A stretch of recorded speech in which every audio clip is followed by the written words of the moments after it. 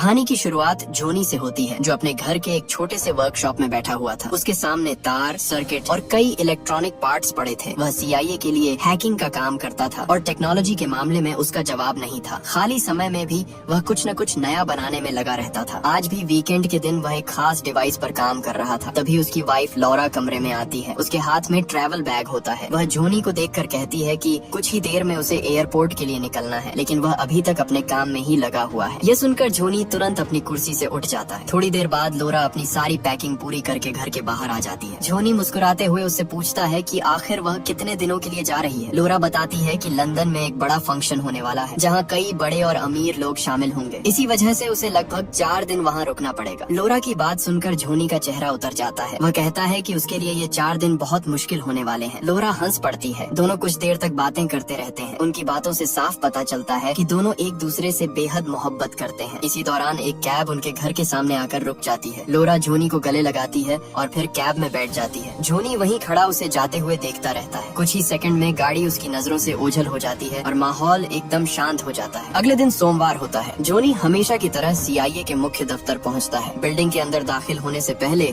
उसकी कई स्तर की सुरक्षा जांच होती है। कैमरे, स्कैनर और कई एडवांस सिस्टम उसकी पहचान की पुष्टि करते हैं। पूरी जांच के बाद ही उसे अंदर जाने की इजाजत मिलती है। जोनी अपने डेस्क पर बैठकर रोज की तरह काम कर रहा होता है। उसका काम CIA के कंप्यूटर नेटवर्क पर नजर रखना और किसी भी साइबर खतरे को रोकना था। सब कुछ सामान्य चल रहा होता है, तभी अचानक सिस्टम में एक अजीब सी हलचल दिखाई देती है। कुछ ही सेकंड में जोनी समझ जाता है कि कोई अनजान हैकर CIA के सिक्योर नेटवर्क के अंदर घुस चुका है। वह बिना समय गंवाए अपने सिस्टम पर काम शुरू कर देता है। उसकी उंगलियां तेजी से कीबोर्ड पर चलने लगती हैं और कुछ ही पलों में वह उस घुसपैठिए को पूरे नेटवर्क से बाहर फेंक देता है। लेकिन मामला वहीं खत्म नहीं होता। अचानक जोनी की स्क्रीन पर एक मैसेज उभरता है। मैसेज भेजने वाले का नाम इनक्विलाइन लिखा होता है। वह लिखता है कि यह उसका असली नाम नहीं है और वह जोनी को नुकसान पहुंचाने नहीं आया। जोनी तुरंत जवाब देता है कि CIA के सिस्टम में कोई गलती से नहीं घुस सकता। अगर वह यहाँ तक पहुँचा है तो जरूर उसका कोई मकसद है। वह कहता है कि अगले 24 घंटों में एक बहुत बड़ी घटना होने वाली है। इतना ही नहीं, वह दावा करता है कि जोनी के ऊपर बैठे दोनों बड़े अधिकारी पूरी तरह ईमानदार नहीं है। जोनी को यकीन नहीं होता। वह समझता है कि शायद कोई उसे बहकाने की कोशिश कर रहा है। लेकिन दूसरी तरफ इनक्विलाइन कहता है कि अगर जोनी सच जानना चाहता है तो उसे तुरंत CIA के उस सर्वर रूम में जाना होगा जहां एजेंसी का सबसे अहम कंप्यूटर रखा गया है। यह सुनकर जोनी पहली बार सचमुच हैरान हो जाता है, क्योंकि उस जगह की जानकारी बहुत कम लोगों को थी। सच जानने के लिए जोनी तुरंत अपनी सीट से उठता है और तेज कदमों से सर्वर रूम की तरफ बढ़ जाता है। वहां पहुंचकर वह मुख्य कंप्यूटर को चालू करता है। शुरुआत में उसका इरादा इनक्विलाइन की लोकेशन पता करने का होता है, ताकि वह जान सके कि यह शख्स आखिर है कौन। लेकिन जैसे ही वह ट्रैकिंग शुरू करता है, उसके सामने कुछ अजीब दिखाई देता है। सिस्टम के अंदर पहले से एक छिपा हुआ प्रोग्राम एक्टिव हो जाता है। अगले ही पल उसकी स्क्रीन पर कई गुप्त फाइलें और रिपोर्ट्स खुलने लगती हैं। यह देखकर जोनी पूरी तरह चौंक जाता है। इन दस्तावेजों में ऐसे राज छिपे थे जिन्हें केवल कुछ बड़े अधिकारी ही जानते थे। रिपोर्ट्स के अनुसार कुछ साल पहले हुए कई बड़े धमाकों के पीछे आतंकवादी नहीं, बल्कि एजेंसी के अंदर मौजूद कुछ लोग शामिल थे। सबसे हैरान करने वाली बात यह थी कि उन फाइलों में रूसो और LB के नाम भी जुड़े हुए थे। अब जोनी के चेहरे का रंग बदल चुका था। उसे समझ आ गया कि इनक्विलाइन कोई साधारण हैकर नहीं है। उसके पास ऐसी जानकारी थी जो शायद CIA के बहुत कम लोगों के पास होगी। जोनी तुरंत मैसेज भेजकर पूछता है कि अगला हमला कहाँ होने वाला है। इनक्विलाइन जवाब देता है कि हमला लंदन में होगा, लेकिन सही जगह उसके पास भी नहीं है। फिर जोनी उससे उसका असली नाम पूछता है। जवाब में केवल इतना लिखा आता है, अभी नहीं, सही वक्त आने पर सब पता चल जाएगा। यह पढ़कर जोनी की बेचैनी और बढ़ जाती है। वह तुरंत सर्वर रूम से बाहर निकलता है। बाहर आते ही उसकी मुलाकात उसके करीबी दोस्त एलेक्स से होती है। एलेक्स जोनी का चेहरा देखकर पूछता है कि सब ठीक तो है, क्योंकि वह काफी परेशान दिखाई दे रहा था। जोनी अपनी घबराहट छुपाने की कोशिश करता है। वह कहता है कि शायद उसकी तबीयत थोड़ी खराब है। एलेक्स ज्यादा सवाल नहीं करता और उसे आराम करने की सलाह देता है। लेकिन असल में जोनी के दिमाग में इनक्विलाइन की बातें लगातार चल रही थीं। घर पहुंचते ही जोनी सबसे पहले लोरा को फोन करने का सोचता है, लेकिन उससे पहले वह सीधे अपने सीनियर अधिकारी रूसो के पास पहुंच जाता है। जोनी उसे बताता है कि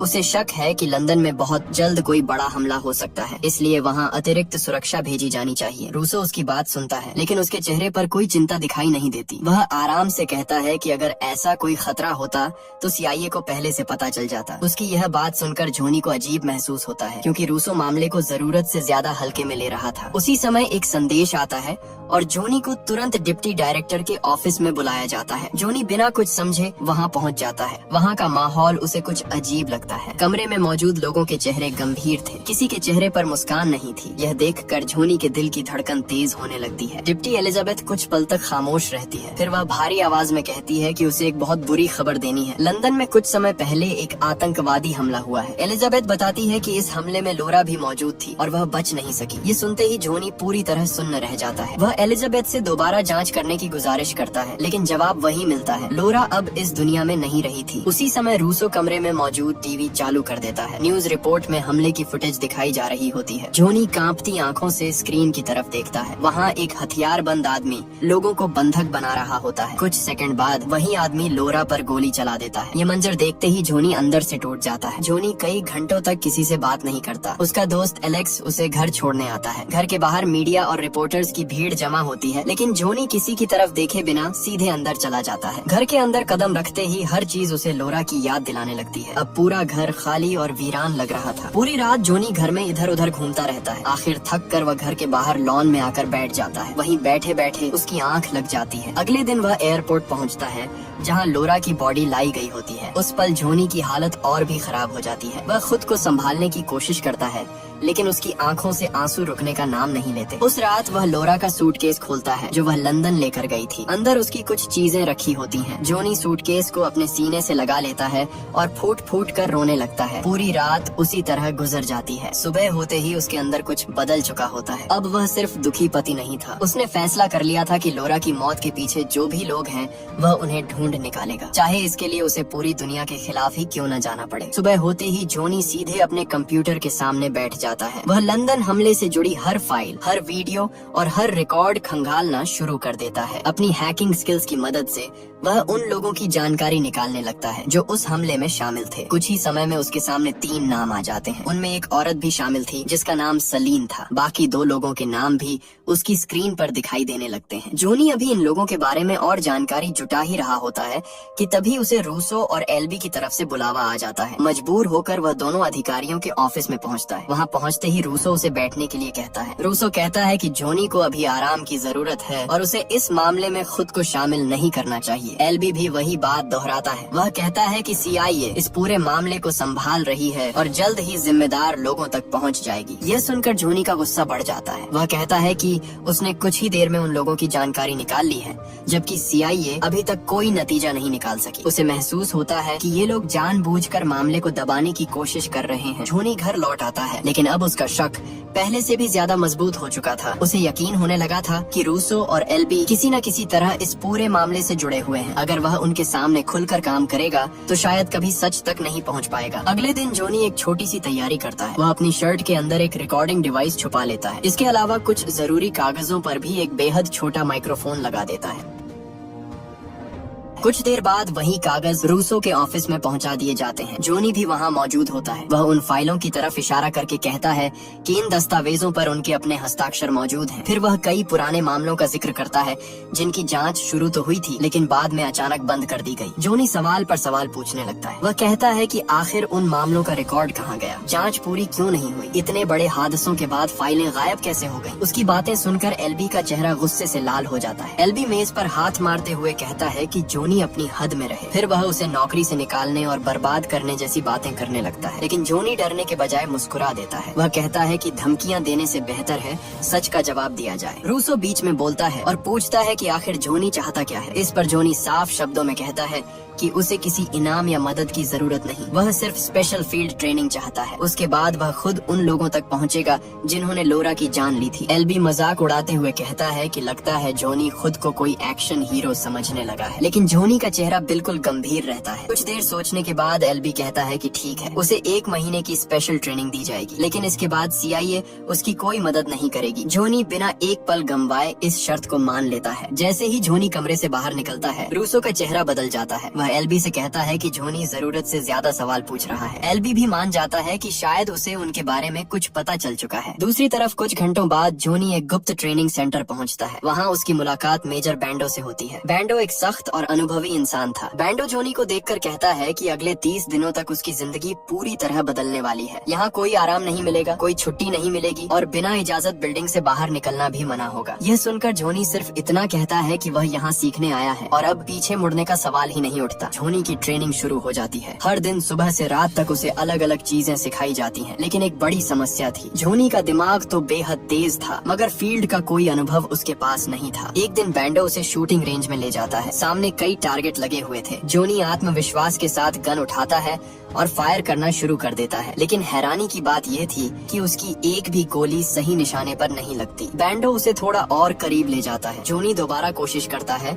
लेकिन इस बार भी नतीजा वही निकलता है। कई गोलियां चलाने के बाद भी वह टारगेट को ठीक से नहीं मार पाता। ये देखकर बैंडो सिर पकड़ लेता है। उधर दूसरी तरफ रूसो और एलबी भी चुप नहीं बैठे थे। दोनों जोनी के घर की तलाशी ले रहे थे। उन्हें शक था कि जोनी ने कहीं उनके खिलाफ कोई सबूत छुपा रखा होगा। लेकिन घंटों खोजने के बाद भी उन्हें कुछ हाथ नहीं लगता। दिन गुजरते जाते हैं। एक तरफ जोनी ट्रेनिंग में संघर्ष कर रहा था जबकि दूसरी तरफ रूसो और एलबी उसके बारे में हर छोटी बड़ी जानकारी जुटाने में लगे हुए थे। ट्रेनिंग शुरू हुए लगभग 20 दिन गुजर चुके थे लेकिन जोनी की हालत अब भी कोई खास बेहतर नहीं हुई थी। वह हथियार चलाने में कमजोर था, लड़ाई में भी औसत था और फील्ड एजेंट्स जैसी फुर्ती भी उसके अंदर नहीं थी। एक शाम बैंडो उसे अपने कमरे में बुलाता है। मेज पर एक पिस्तौल रखी होती है। बैंडो वह गन उठाकर सीधे जोनी के हाथ में दे देता है। फिर वह खुद उसके सामने खड़ा हो जाता है और कहता है, अगर सच में बदला लेना चाहते हो तो अभी मुझे गोली मारो। ये सुनकर जोनी घबरा जाता है। वह बार बार कहता है कि यह मजाक ठीक नहीं है लेकिन बैंडो पीछे नहीं हटता। जोनी की उंगली ट्रिगर पर होती है लेकिन वह गोली नहीं चला पाता। उसके हाथ कांपने लगते हैं। कुछ सेकंड बाद वह गन नीचे कर देता है। बैंडो गहरी सांस लेकर कहता है कि यही उसकी सबसे बड़ी कमजोरी है। दूसरी तरफ रूसो और एलबी को एक और चिंता सताने लगती है। इतने दिनों की जांच के बाद भी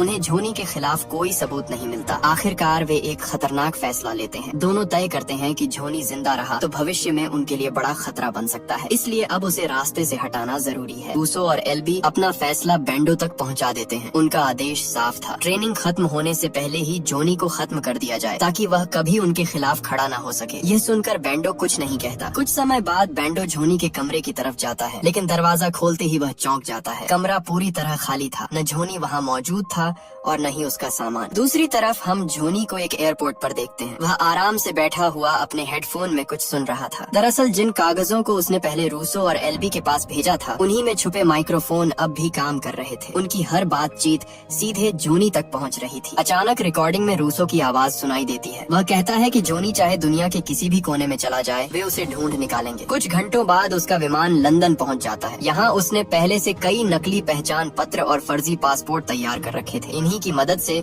वह बिना शक पैदा किए एक जगह से दूसरी जगह जा सकता था। शहर पहुंचते ही वह एक छोटा सा अपार्टमेंट किराए पर ले लेता है। लंदन आते ही जोनी अपना पहला निशाना चुनता है। उसका नाम सलीन था, वही औरत जो उस आतंकी हमले में शामिल थी जिसमें लोरा की जान गई थी। जोनी कई दिनों तक सलीन पर नजर रखता है। जल्द ही उसे पता चल जाता है कि सलीन रोज अपने बॉयफ्रेंड के साथ कुछ घंटों के लिए बाहर जाती है। यही मौका जोनी को चाहिए था। एक दिन जैसे ही सलीन अपने अपार्टमेंट से निकलती है जोनी तुरंत वहाँ पहुँच जाता है। कुछ ही सेकंड में वह लॉक खोलकर अंदर दाखिल हो जाता है। फिर पूरे घर की तलाशी लेना शुरू कर देता है। उसे उम्मीद थी कि शायद वहाँ से बाकी आतंकियों तक पहुँचने का कोई सुराग मिल जाए। घर के अंदर उसे कई तस्वीरें, पेंटिंग्स और दूसरी चीजें दिखाई देती हैं। शुरुआत में सब कुछ सामान्य लगता है लेकिन एक दराज खोलते ही उसे एक पिस्तौल मिलती है। यह देखकर उसका शक और बढ़ जाता है। वह गन अपने पास रख लेता है और बाकी कमरों की जांच जारी रखता है। तभी उसके फोन पर एक अलर्ट आता है। ट्रैकर बता रहा था कि सलीन उम्मीद से पहले वापस लौट रही है। ये खबर मिलते ही जोनी तुरंत अपार्टमेंट से बाहर निकल जाता है और थोड़ी दूरी पर छिपकर इंतजार करने लगता है। कुछ मिनट बाद सलीन अपने बॉयफ्रेंड के साथ वापस आती है। जैसे ही दोनों अंदर जाते हैं जोनी भी उनके पीछे पहुंच जाता है। वह गन निकालकर सलीन की तरफ तान देता है। जिस बदले के लिए वह हजारों किलोमीटर दूर आया था उसी बदले का पहला कदम उठाने में उसके हाथ कांपने लगते हैं। आखिरकार वह बिना गोली चलाए वहाँ से भाग निकलता है। बैंडो की बात सच साबित हो चुकी थी। सही वक्त आने पर भी जोनी फैसला नहीं कर पा रहा था। जोनी तेजी से अपने अपार्टमेंट पहुँचता है। उसका दिल जोर जोर से धड़क रहा था। उसे खुद पर गुस्सा आ रहा था कि इतना करीब पहुँचने के बाद भी वह कुछ नहीं कर सका। कमरे में पहुँचते ही वह इंक्विलाइन से संपर्क करने की कोशिश करता है। वह कई संदेश भेजता है लेकिन इस बार कोई जवाब नहीं आता। अगले दिन जोनी एक नया तरीका अपनाता है। उसे पता चलता है कि सलीन एक मेडिकल चेकअप के लिए आने वाली है। वह पहले ही उस क्लिनिक में पहुंच जाता जाता है और चुपके से वहाँ मौजूद कंप्यूटर सिस्टम में वायरस छोड़ देता है। कुछ ही मिनटों में पूरे क्लिनिक का नेटवर्क बंद हो जाता है। सिस्टम खराब होते ही डॉक्टर और स्टाफ समस्या ठीक करने के लिए बाहर भागते हैं। इसी मौके का फायदा उठाकर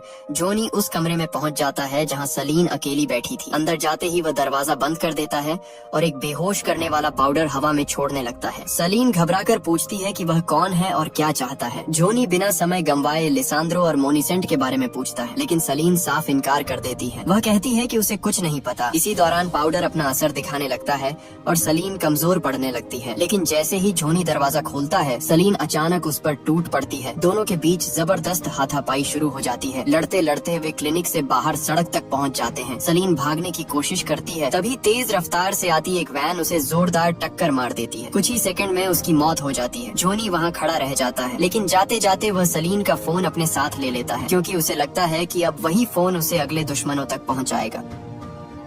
जोनी एक पल भी वहाँ नहीं रुकता। उसे पता था कि पुलिस और खुफिया एजेंसियां बहुत जल्द उस इलाके को घेर लेंगी। वह तुरंत अपने अपार्टमेंट पहुँचता है और जरूरी सामान बैग में भरना शुरू कर देता है। सलीन का फोन उसके लिए किसी खजाने से कम नहीं था। फोन की फाइलें चेक करते हुए उसे कई नए सुराग मिलने लगते हैं। इसी दौरान उसे एहसास होता है कि अब उसकी पहचान छिपी नहीं रही। इसलिए वह फैसला करता है कि तुरंत दूसरी सिटी चला जाना ही बेहतर होगा। नई जगह पहुँचने के बाद जोनी कुछ समय के लिए एक बार में बैठ जाता है। वह लोगों के बीच रहकर खुद को छिपाना चाहता था, लेकिन तभी उसकी नजर दरवाजे पर खड़े एक आदमी पर पड़ती है। वह आदमी कोई और नहीं बल्कि बैंडो था। बैंडो को वहाँ देखकर जोनी तुरंत अपनी सीट छोड़ देता है। उसे लगता है कि शायद CIA ने उसे पकड़ने के लिए भेजा है। वह तेजी से बाहर से निकलता है और भीड़ के बीच गायब होने की कोशिश करता है, लेकिन कुछ देर बाद जब वह दूसरे क्लब में पहुँचता है, तब भी बैंडो उसके पीछे पहुँच जाता है। अब जोनी समझ जाता है कि भागकर कोई फायदा नहीं होगा। वह बैंडो से पूछता है कि आखिर उसने उसे ढूंढ कैसे लिया। बैंडो हल्की मुस्कान के साथ कहता है कि दुनिया के सबसे तेज हैकर को ट्रैक करना मुश्किल जरूर है, लेकिन नामुमकिन नहीं। इसके बाद बैंडो उसे समझाने की कोशिश करता है। वह कहता है कि जिस रास्ते पर जोनी चल पड़ा है उसका अंत बहुत खतरनाक हो सकता है। अभी भी वक्त है, सब छोड़कर कहीं दूर चला जाए। लेकिन जोनी साफ मना कर देता है। तब बैंडो सिर्फ इतना कहता है कि अब जो होगा उसकी जिम्मेदारी खुद जोनी की होगी। ये कहकर वह वहाँ से चला जाता है, जबकि जोनी अपनी अगली मंजिल की तैयारी शुरू कर देता है। जोनी को सलीन के फोन से एक नई जानकारी मिलती है। उसी सुराग के सहारे वह तुर्की पहुँच जाता है। दरअसल इंक्विलाइन ने उसे वहीं आने के लिए कहा था। जोनी को अब भी नहीं पता था कि इस रहस्यमयी शख्स की असली पहचान क्या है। बताई गई लोकेशन पर पहुंचते ही जोनी हैरान रह जाता है। उसके सामने कोई आदमी नहीं बल्कि एक युवा औरत खड़ी होती है। जोनी उससे पूछता है कि वह CIA जैसे मजबूत सिस्टम तक कैसे पहुंची। तब सारा एक दर्दनाक सच बताती है। वह कहती है कि उसका पति भी पहले खुफिया दुनिया से जुड़ा हुआ था। उसने रूसो और LB के कई राज्य जान लिए थे, लेकिन सच सामने लाने की कोशिश में उसकी जान ले ली गई। सारा बताती है कि अपने पति से ही उसने हैकिंग और साइबर सिस्टम की कई बातें सीखी थी। उसी ज्ञान की मदद से वह CIA के नेटवर्क तक पहुंची। फिर उसने जोनी को चुना क्योंकि उसे पता चल चुका था कि लंदन हमले में उसकी पत्नी लोरा भी मारी गई थी। सारा कहती है कि शुरू में उसका मकसद सिर्फ रूसो और LB की योजनाओं को बिगाड़ना था, लेकिन अब मामला उससे कहीं आगे बढ़ चुका है। यह सुनकर जोनी पहली बार महसूस करता है कि इस लड़ाई में वह अकेला नहीं है। सारा और जोनी तुर्की के एक बड़े होटल में पहुंचते हैं। वहाँ उनका अगला निशाना मौजूद था। उसका नाम मोनिसेंट था, वही आदमी जिसने लंदन हमले की योजना बनाने में अहम भूमिका निभाई थी। जोनी जानता था कि अगर उसे लिसांद्रो तक पहुँचना है तो पहले मोनिसेंट से जानकारी निकालनी होगी। होटल पहुंचते ही जोनी चुपके से अपनी तैयारी शुरू कर देता है। वह स्विमिंग पूल के सिस्टम के साथ छेड़छाड़ करता है और वहाँ एक खास मशीन फिट कर देता है। बाहर से सब कुछ बिल्कुल सामान्य दिखाई देता है, लेकिन असल में वह एक जाल बिछा चुका था। उसी दौरान सारा उसे एक और खबर देती है। वह बताती है कि वहाँ सिर्फ मोनिसेंट ही नहीं बल्कि 2 और खतरनाक लोग भी मौजूद हैं। उनमें से एक CIA से जुड़ा हुआ था और दूसरा रूस की खुफिया दुनिया का आदमी था। यह सुनकर जोनी और ज्यादा सतर्क हो जाता है। कुछ देर बाद मोनिसेंट रोज की तरह अपने आलीशान स्विमिंग पूल में तैर रहा होता है। तभी जोनी वहाँ पहुँच जाता है। जोनी बिना घुमाए सीधा सवाल करता है। वह लिसांद्रो की लोकेशन मांगता है। पहले तो मोनिसेंट अकड़ दिखाने की कोशिश करता है, लेकिन तभी जोनी अपने लगाए हुए जाल को एक्टिव कर देता है। पूल का मजबूत शीशा धीरे धीरे टूटने लगता है। ये देखकर मोनिसेंट के चेहरे का रंग उड़ जाता है। अब मौत को सामने देखकर उसकी सारी हिम्मत खत्म हो जाती है। वह डर के मारे लिसांद्रो का ठिकाना बता देता है, लेकिन जानकारी देने के कुछ ही पल बाद शीशा पूरी तरह टूट जाता है। मोनिसेंट नीचे गिरता है और उसकी मौत हो जाती है। जाती है। जोनी वहाँ से निकलने लगता है, लेकिन मामला इतना आसान नहीं था। कुछ ही देर में 2 लोग उसके पीछे पड़ जाते हैं। उनमें से एक जॉनसन था जो रूसी खुफिया एजेंसी से जुड़ा हुआ था। दूसरा बैंडो था जिसे देखकर जोनी खुद भी उलझन में पड़ जाता है। जोनी तेजी से भागता है और होटल के पीछे वाले हिस्से में पहुंच जाता है। जॉनसन लगातार उसका पीछा कर रहा था। कुछ ही पलों में वह जोनी तक पहुंचने वाला होता है। तभी अचानक बैंडो बीच में आ जाता है और जॉनसन पर हमला कर देता है। दोनों के बीच बेहद खतरनाक लड़ाई शुरू हो जाती है। जॉनसन भी कोई साधारण आदमी नहीं था। लड़ाई के दौरान वह अपनी पिस्तौल निकालता है और बैंडो के पेट में गोली मार देता है। गोली लगने के बावजूद बैंडो पीछे नहीं हटता। दर्द सहते हुए वह आखिरी बार निशाना लगाता है और जॉनसन को वहीं ढेर कर देता है। अब दोनों जमीन पर पड़े थे। एक मर चुका था और दूसरा बुरी तरह घायल था। जोनी तुरंत बैंडो के पास पहुंचता है। बैंडो मुश्किल से सांस लेते हुए कहता है कि वह उसे पकड़ने नहीं आया था। असल में उसे पहले ही समझ आ गया था कि रूसो और एल्बी साफ लोग नहीं हैं, इसलिए वह सही वक्त पर जोनी की मदद करने पहुंचा था। बैंडो जोनी से कहता है कि अब पीछे मुड़कर मत देखना, लिसांद्रो तक पहुंचो और लोरा के लिए इंसाफ लेकर आओ। जोनी भारी दिल के साथ वहां से निकल जाता है। जोनी और सारा एक सुरक्षित जगह पर रुके हुए होते हैं। दोनों लिसांद्रो तक पहुंचने की आखिरी तैयारी कर रहे थे। तभी अचानक बाहर गोलियों की आवाजें गूंजने लगती हैं। सारा खिड़की से बाहर देखती है और तुरंत समझ जाती है कि उनका ठिकाना पकड़ा जा चुका है। चारों तरफ हथियारबंद सैनिक मौजूद थे। यह हमला तुर्की की सेना कर रही थी, लेकिन इसके पीछे असली खेल CIA का था। हालात बिगड़ते देख सारा तुरंत जोनी को कार में बैठाती है, फिर पूरी रफ्तार से वहाँ से निकलने लगती है। पीछे से लगातार फायरिंग हो रही थी। गोलियां कार के आसपास से गुजर रही थीं, लेकिन सारा बड़ी समझदारी से गाड़ी संभाल रही थी। कुछ देर तक सब ठीक चलता है, लेकिन तभी एक गोली सीधी सारा के सीने में लग जाती है। स्टीयरिंग पर पकड़ ढीली पड़ जाती है। कांपते हाथों से वह सारा को बगल वाली सीट पर लेटाता है। किसी तरह वह पीछा कर रहे सैनिकों से बच निकलता है और सीधे एयरपोर्ट की तरफ बढ़ जाता है। एयरपोर्ट पहुंचकर जोनी आखिरी सुराग का पीछा करने का फैसला करता है। अब उसके सामने सिर्फ एक नाम बचा था, लिसांद्रो। वही इंसान जो इस पूरे खेल का सबसे खतरनाक मोहरा था। जोनी विमान के जरिए उस जगह पहुंच जाता है जहां लिसांद्रो छिपा हुआ था, लेकिन जैसे ही वह अपनी मंजिल के करीब पहुंचता है, पीछे से कोई उस पर हमला कर देता है। जोनी कुछ समझ पाता उससे पहले ही बेहोश हो जाता है। जब उसकी आंख खुलती है तो वह खुद को एक बड़ी बोट पर पाता है। उसके सामने लिसांद्रो बैठा था। उसके आसपास हथियारबंद लोग खड़े थे। साफ था कि अब जोनी पूरी तरह उनके कब्जे में था। लिसांद्रो मुस्कुराते हुए कहता है कि जोनी ने उसके कई साथियों को खत्म कर दिया है, पहले सलीम फिर मोनिसेंट। उसे लगता था कि वह सब कुछ करके बच जाएगा, लेकिन आखिरकार वह खुद उसके जाल में फंस गया। वह कहता है कि लंदन हमले का असली मकसद कुछ और था। लोरा उसकी दुश्मन नहीं थी, वह सिर्फ गलत समय पर गलत जगह मौजूद थी। इसी वजह से उसकी जान चली गई। लिसांद्रो बेशर्मी से कहता है कि अगर किसी को इस पूरे हादसे का श्रेय देना है तो रूसो और एल्बी को देना चाहिए। वही लोग थे जिन्होंने पर्दे के पीछे बैठकर पूरा खेल रचा था। यह सुनकर जोनी को यकीन हो जाता है कि इंक्विलाइन शुरू से सच बोल रही थी। फिर अचानक लिसांद्रो एक पिस्तौल उठाकर जोनी की तरफ बढ़ा देता है।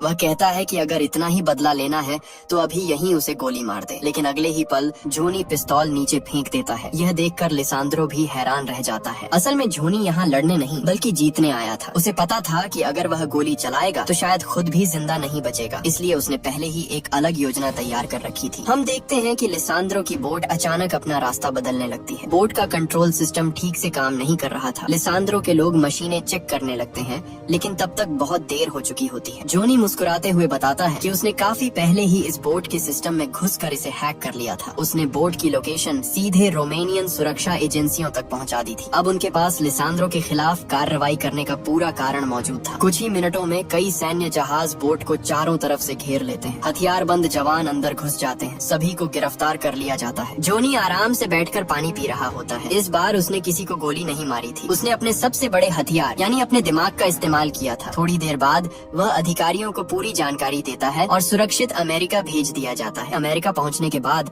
जोनी सारी जानकारी संबंधित अधिकारियों को सौंप देता है। उसके पास ऐसे सबूत मौजूद थे जो रूसो और एल्बी की असलियत दुनिया के सामने ला सकते थे। अब सच ज्यादा समय तक छुप नहीं सकता था। कुछ समय बाद हम एक प्रेस कॉन्फ्रेंस देखते हैं। वहाँ CIA की डिप्टी एलिजाबेथ मीडिया को बताती है कि एजेंसी के अंदर मौजूद कुछ लोगों ने अपने पद का गलत इस्तेमाल किया था। जांच में कई चौंकाने वाले तथ्य सामने आए हैं। एलिजाबेथ यह भी बताती है कि इस पूरे मामले का सच बाहर लाने में एक व्यक्ति ने सबसे बड़ी भूमिका निभाई। वह व्यक्ति कोई और नहीं बल्कि जोनी था। उसी की दी हुई जानकारी और सबूतों की वजह से असली दोषियों तक पहुंचा जा सका। यह सब देखकर जोनी को पहली बार सुकून महसूस होता है। लोरा अब वापस नहीं आ सकती थी, लेकिन उसके कातिल कानून के शिकंजे में आ चुके थे।